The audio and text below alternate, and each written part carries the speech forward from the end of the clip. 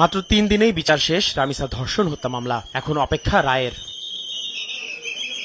বৃহস্পতিবার ঢাকার শিশু সহিংসতা দমন ট্রাইব্যুনালে যুক্তিতর্ক উপস্থাপন করেন রাষ্ট্র ও আসামি পক্ষের আইনজীবীরা। রাষ্ট্রপক্ষ থেকে বলা হয়, ঘটনাস্থলে সোহেল স্বপ্না ছাড়া আর কাউকে দেখেননি সাক্ষীরা। এছাড়া 164 ধারায় স্বীকারোক্তিমূলক জবানবন্দিতেও প্রধান অভিযুক্ত সোহেল তৃতীয় ব্যক্তির নাম উল্লেখ করেননি। আদালতকে বিভ্রান্ত করতেই সোহেল হঠাৎ তৃতীয় ব্যক্তির নাম নিচ্ছে বলে মন্তব্য করেন রাষ্ট্রপক্ষের আইনজীবী। সোহেল রানা তার 164 ম্যাজিস্ট্রেট কর্তৃক যথাযথভাবে রেকর্ডকৃত অত্র ট্রাইব্যুনালে পড়ে শোনায়।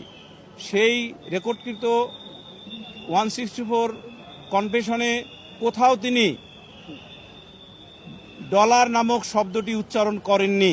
সাক্ষ্য বিশ্লেষণ করে রাষ্ট্রপক্ষের আইনজীবী বলেন, ময়নাতদন্তে রামিসাকে ধর্ষণের প্রমাণ পাওয়া গেছে। পানি দিয়ে ধুয়ে ফেলায় ডিএনএ স্যাম্পল পাওয়া না গেলেও এক্ষেত্রে ময়নাতদন্তই প্রাধান্য পাবে বিচারে। রামিসা আক্তারকে যেভাবে ধর্ষণ এবং হত্যাকাণ্ড ঘটিয়ে তার দেহ খণ্ড বিখণ্ড করে লাশ গুম করার জন্য যে কার্যক্রমগুলো করেছিলেন আসামি দ্বয়, সকল সাক্ষীর সাক্ষ্যে নিরঙ্কুশভাবে প্রমাণিত হয়েছে। আদালতের নিকট দুইজনেরই সিভিয়ার পানিশমেন্ট চেয়েছি আমরা। সোহেলকে নেশাগ্রস্ত দাবি করেন সরকার নিযুক্ত আসামি পক্ষের আইনজীবী। তার জবানবন্দির ভিত্তিতে কোনো সিদ্ধান্ত না নেওয়ার জন্য আদালতের কাছে প্রার্থনা জানান তিনি। উভয় পক্ষের আইনজীবীর যুক্তিতর্ক উপস্থাপন শেষে রায়ের জন্য 7 জুন দিন ধার্য করেন ট্রাইব্যুনাল।